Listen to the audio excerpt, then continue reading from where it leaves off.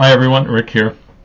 God's judgment and salvation has been unfolding in humanity since the very beginning, since the fall of man.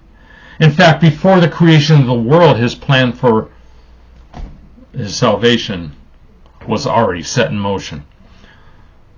God knew mankind would fall. He made man in his image so he could be united with his creation.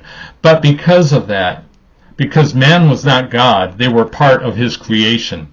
They could not live as he would live through that flesh.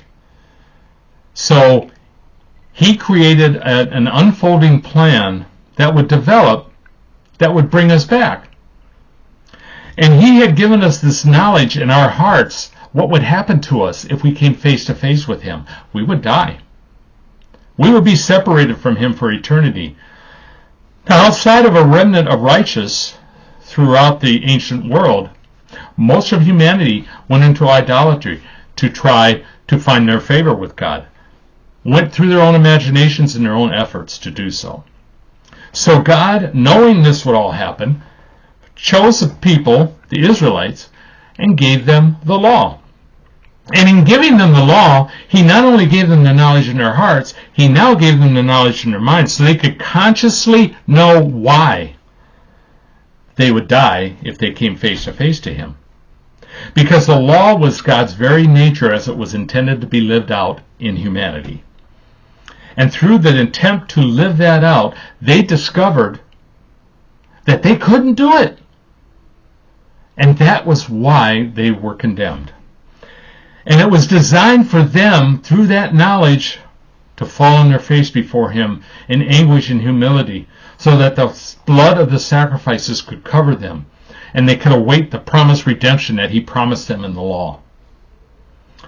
Most, just like the ancients, chose to do it on their own. They chose the idolatry of the religion, the idolatry of the peoples around them, their own efforts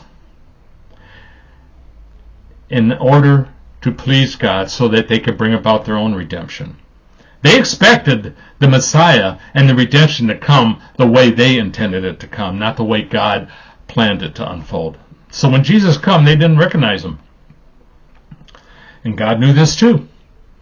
So when Jesus came, he was crucified and resurrected. He now then, through our acceptance of him, gave us the knowledge of the Spirit. The completion of the law in humanity was now within us. That knowledge was not given to the ancients. The prophets, Abraham, all looked forward to this day. And in that knowledge of the Spirit, we were now able to walk in this life, on this earth, blameless and sinless before God the way Jesus did. And mankind would still find fault and sin in us, but we're not here to prove ourselves to mankind, are we? However, the majority of Christians, now that they have this spiritual knowledge, the knowledge of the mind and the knowledge of the heart, choose to put ourselves back under the law and do it on our own. We have Christ. Now all we have to do is just obey the Bible. We have Christ. He's forgiven us, so it doesn't matter what we do as long as we try and are good people. Because forgiveness will save us. Forgiveness does not save us. The consecration and cleansing of our hearts in Christ, that was the whole purpose of him coming, is what saves us.